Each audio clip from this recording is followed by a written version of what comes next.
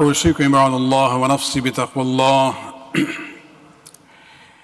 In today's khutbah, I would like to begin with a statement from Amir al-Mu'mineen Ali ibn Abi Talib alayhi salatu wassalam.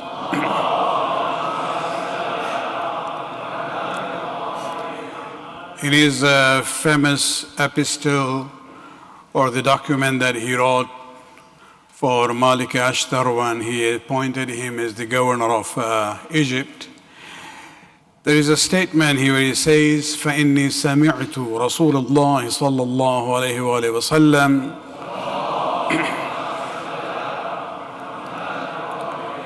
يَقُولُ فِي غَيْرِ مَوْطِنٍ. He says, I have heard the Messenger of Allah say in more than one occasion. And so this is a statement of the Prophet uttered many times, and Ali alayhi salam is quoting that. لن تقدس أمة لا يؤخذ للضعيف فيها حقه من القوي غير متطعتع.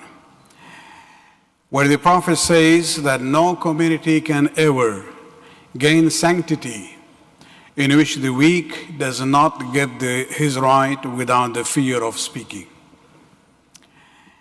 And this is a very profound statement from the Prophet of Islam, emphasized by Ali in his document of governance. That letter is not just a normal letter that he wrote to Malik Ashtar. He talks about the whole process of, how you will govern the people of the region where I'm sending you, dividing even different categories of the people in society, emphasizing how you should conduct yourself. And this statement is very important, where he says that make sure you have time for the simple, citizens of the city, the ordinary ones, and set a time for them where your guards and your soldiers are a little bit far away, that they are not intimidated because of their presence. And this is where the Amir al-Mu'mineen, quoting the Prophet, says that, no community can ever gain sanctity unless the weak also gets the right without going through hassle and problems. Keeping that ideal in mind, when we look at our own situation, we live in the 21st century. We consider ourselves to be collectively the most civilized people in human history. But relatively speaking, during our era, the United Nations organization was supposed to be a mechanism which would resolve the disputes between nations and bring about peace in the world. Now, the purpose was good. However, the veto power of the founding members of the Security Council has become a barrier and a hurdle in achieving that goal of peace in disputes. And it's not only, the Middle East, all other issues you see, none of them have been resolved in a way which is satisfactory for all. Nonetheless, and that's why I was using the term relatively speaking. Nonetheless, the General Assembly and some related institutions formed by the UN gave some hope, and they have gradually emerged as the voice of the weak against those who are, very powerful in the world. And one such institution is the International Criminal Court. International Criminal Court, ICC, the Chief Prosecutor Karim Khan had applied for arrest warrants in the month of May for some Israeli and Hamas leaders. And the prosecutor, basically, his claim was that Israel has intentionally and systematically deprived the civilian population in all parts of Gaza of objects indispensable to human survival, by closing border crossings into the territory, restricting essential supplies, including food and medicine. These institutions are very slow, of course. They take their own time. This application put by the chief prosecutor was in May. The responses come now from the 3-judge panel. Unanimously, they decided to issue arrest warrants for Netanyahu and his former defense minister Gallant, and one of the leaders of the Hamas. The judges, in their decisions, make very clear, they say the chamber considered that there are reasonable grounds to believe that both individuals intentionally and knowingly deprive the civilian population in Gaza of objects indispensable to their survival, including food, water, and medicine and medical supplies, as well as fuel and electricity. Reaction was very obvious. Israel and the US rejected the arrest warrants, claiming that ICC does not have any jurisdiction over this issue. You keep in mind that Israel and the US are not members of ICC. The irony is that the same US government previously welcomed the ICC war crime warrants against the Russian president and other, Russian officials. They say, oh, this is good. So when it comes to your enemy, it is good. When it comes to your friend, oh, they don't have the right and jurisdiction. And this is where we see, the reality comes out. However, on the other side, you have the human rights organizations who have welcomed this decision. Although they know it's not easy to implement that. ICC doesn't have any police force. It are the member countries who could do that.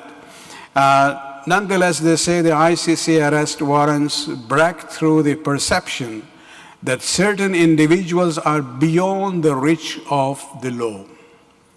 There are people and nations around think they say they are above. We can do whatever we want.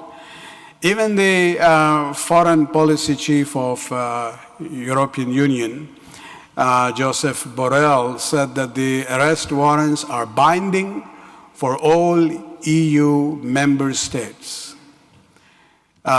Individually, Italy, the Netherlands, France, and the UK support the ICC's decision. And Alhamdulillah, even our Prime Minister of Canada said that Canada will abide by all rulings issued by international courts. This is recently after hearing about these arrest warrants. And this is where, I come to the last surah of ayat of Surah Shu'ara, وَسَيَعْلَمُ الَّذِينَ ظَلَمُوا أَيَّ مُنْقَلِبٍ يَنْقَلِبُونَ. Those who act unjustly shall soon know their final place when the times finally change. And inshallah, we'll see that sooner than later. إن أحسن الحديث كتاب الله العزيز بسم الله الرحمن الرحيم والعصر إن الإنسان لفي خسر إلا الذين آمنوا وعملوا الصالحات وتواصوا بالحق وتواصوا بالصبر.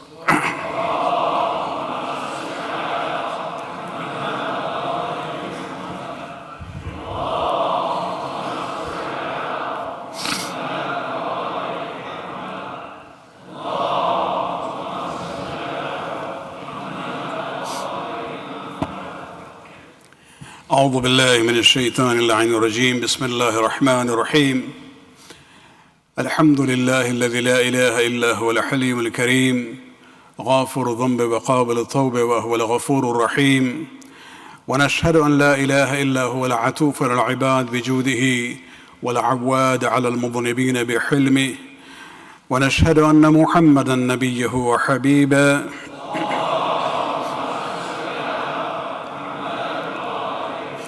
سيد المرسلين وشفيع المذنبين ورحمة للعالمين صلى الله عليه وآله الداعي إلى سبيل الله بالحكمة والموعظة الحسنة قادة الأمم وأولياء النعمة ومعدن رحمة أوصيكم عباد الله بالتوبة ما سلف من ذنوبكم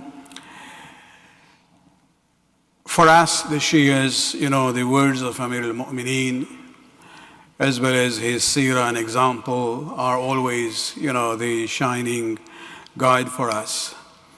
And even the Muslim world in general, and others also now are now finding out the greatness of Amir al-Mu'mineen when it comes to the issue of justice.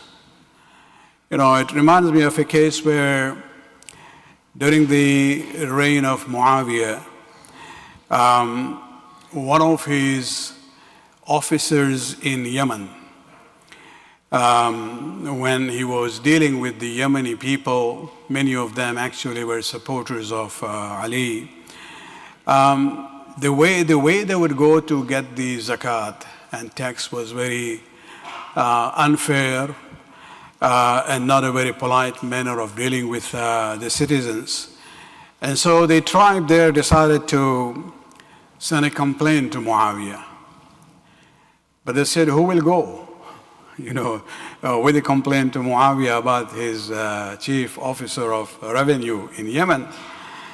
And they actually selected a lady who was known for her courage and boldness, and she was a poet in her own right. And she was actually with her tribe in Yemen, in Siffin, on the side of Amir al-Mu'mineen. And she was there, reciting the words of poetry to encourage her tribe men to go and fight for Ali, for the family of the Prophet. And so they asked her, can you do this? Take our complaint to Muawiyah. And she accepted it. She goes there and, she was very well known to the officers of Muawiyah because of the incidents and the events of Siffin. Before she was allowed the audience to go in to see Muawiyah, his advisors say, this is the same lady who used to recite words of poetry, encouraging her own people to fight against you, and she was bad-mouthing you and your family. So when she reached there, she presented her case to Muawiyah, which was not only saying that your officer is being unfair, rather at the end she kind of put in a word of threat. If you dismiss him or replace him with a better person, it's good, otherwise we will see. Now those last three words, otherwise we will see, Muawiyah didn't take it lightly. And he became very angry. At that moment, she started reciting some lines of poetry. It's not part of my notes here, so I don't remember exactly, but one of the lines says that, may Allah have blessing on the soul, that when that soul and that person was buried, صار العدل معه مدفونا. The last lines there is that when he was buried, justice was buried with him. So Muawiyah says, whom are you referring to? And she says, I'm remembering Ali. Because I went with a similar complaint once to him, and he was doing his nafila prayers, so I waited there. As soon as he finished, he said, what is the issue? And, I presented the complaint, and he immediately raised his hand and he said, Allah subhanahu wa ta'ala, I have not allowed my officers to behave in this way. And so he wrote a letter recalling that officer to investigate the complaint. And so this is what she was saying, that the way you behaved with me is very different from the way Ali behaved. And this is where I believe that when he was buried, justice was buried with him. And this is where, I would say that the Shias are always trying to be on that path of justice. A Shia can be Mazloom, but a Shia cannot be Zalim. Even if you look at the situations in most part of the Muslim world, when it comes to the so-called terrorist groups, I'm not talking about the Western definition of that, but if you look at the real definition there, the Shias are not under that category. We just got the sad news yesterday from the suffering of the Shia minority in Pakistan. While we, think about the suffering of Palestinians and the Lebanese people, let us not forget the Shia minority in Pakistan. Time and again, we see the attacks on the Shias in that country. In their mosques, the suicide bombers go in their imam bargahs. And for many, many years, there was this target killing, targeting professionals and religious, leaders, and those who are very active in social work in the community. And, this a special, I would say, a segment of the Shia community in Pakistan, which is constantly under attack by the extremists, is the community which is there in Parachanar. Parachanar is a tribal area of about 500,000 people in southwest of Pakistan, surrounded from three sides by the Afghan border. And it's not just that it's an Afghan border, that is an area which is actually the area where the Takfiri forces live. The Daesh, the Al-Qaeda, the Taliban, and this is where they constantly harass the Shia community in Parachanar. Yesterday, the extremists, they opened fire on the vehicles carrying the Shias of Parachanar. Actually, the convoy had a police escort in the front. And they were also attacked. And in that attack, at least 42 to 45 people were killed, including women and children, and many, many, more than 20 were wounded. And this attack came a week after the authorities reopened the main highway in that region.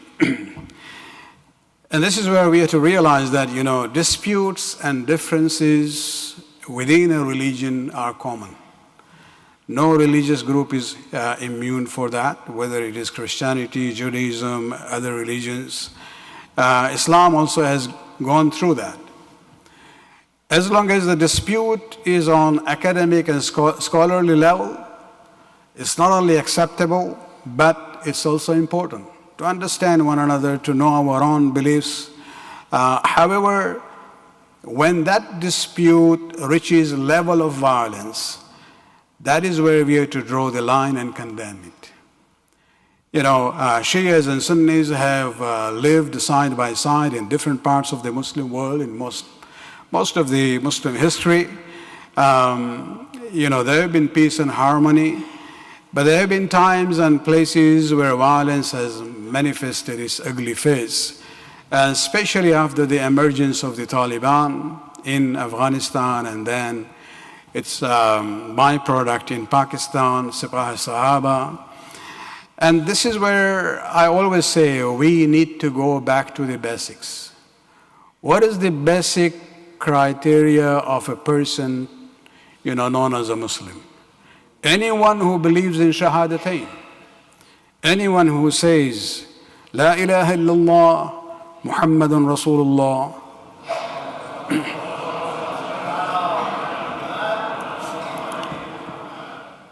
he or she is a Muslim. There is no any other criteria for that definition of Islam. Whether you believe in the Imams of Ahlul Bayt or not, or whether you respect the Sahaba or not, that's not part of the kalima. The basic criteria is the Shahadatain. And we need to go back to that. When we look at the situation of Pakistan, it's really an ironic situation. That country was found on the name of Islam, or at least in the name of the Muslim community in the subcontinent. And who is the founder of Pakistan? Muhammad Ali Jinnah. Muhammad Ali Jinnah was not a Sunni. He was a Shia. And he was a Shia Isna Ashari. And he was a Khoja. So he was a Shia Isna Ashari Khoja. One of the prominent figures who supported him, even financially, was one of these, Rajas from UP, from Mahmudabad, Raja Mahmudabad, who actually, in a way, abdicated his seat, gave it to his brother, that I would like to go, support this movement. And financially, he supported that. And so we have two major figures among the founders of Pakistan who are Shia Isna Ashari. And this is where we have to realize that, those people who use the slogan Shia Kafir, they do not realize that they are not really true to Pakistan itself. They are betrayers as far as Pakistan is concerned, because the founder itself was a Shia Isna Ashari. Salawat Pradhan Ekbar.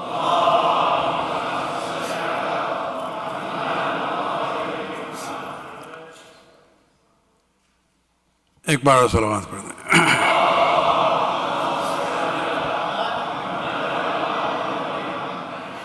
There is a very interesting story between Muhammad Ali Jinnah and Raja Mahmudabad on this issue.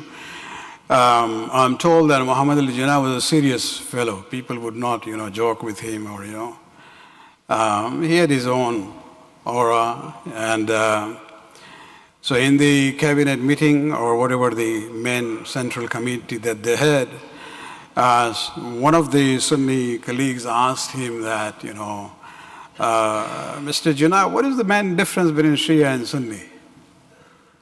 And he didn't answer. But the way he was, nobody will say, okay, what happened? Where is the answer? He was quiet, they were quiet. He answered them after a few more meetings. And he said, to that fellow, he said, you were asking me what is the difference between Shia and Sunni? And remember, Muhammad Ali Jinnah was a lawyer. He said, the difference is that when I die, I am your leader. When I die, Raja Mahmudabad will be busy in my burial rites, and you guys will sit down to select who will be my successor. That is the difference between Shia and Sunni. A very interesting way of, putting it. Salawat Pradhan Ekbar.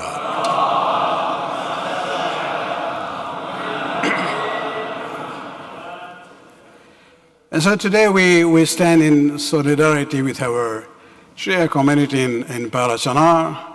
And I would urge you, to write at least a very simple and polite letter of protest and support for the minorities there in Pakistan, right to the Pakistani consulate or the embassy. That is the least that we can do to support, our brothers and sisters in that part of the world.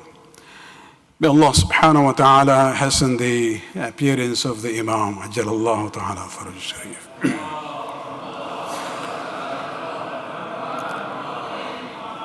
اللهم صل على سيد المرسلين وشفيع المذنبين نبينا محمد صلى الله عليه وآله وسلم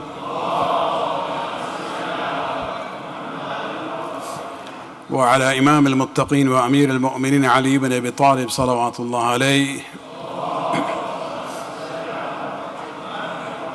وعلى سيدة نساء العالمين سيدتنا فاطمة بنت رسول الله صلوات الله عليها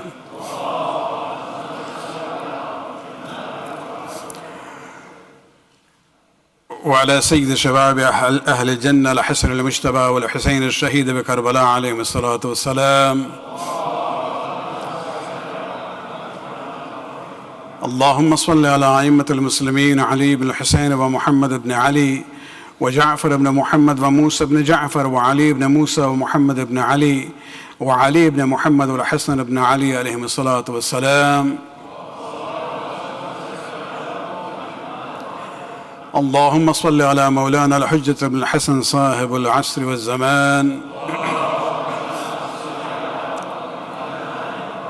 محيا آثار البدء والطغيان هادم أبنية الشرك والنفاق حاصد فر البغي والشقاق صلوات الله وسلامه عليه وعلى آبائه الكرام ما اتصلت الليالي والأيام. اللهم عجل فرج وسهل مخرجه واكحل ناظرنا بنظرة منا إليه واجعلنا من المستشهدين بين يديه. اللهم اجعلنا ممن يذكر فتنفعه الذكرى. إن الله يأمر بالعدل والإحسان وإيتاء ذي القربى وينهى عن الفحشاء والمنكر والبغي يعظكم لعلكم تذكرون.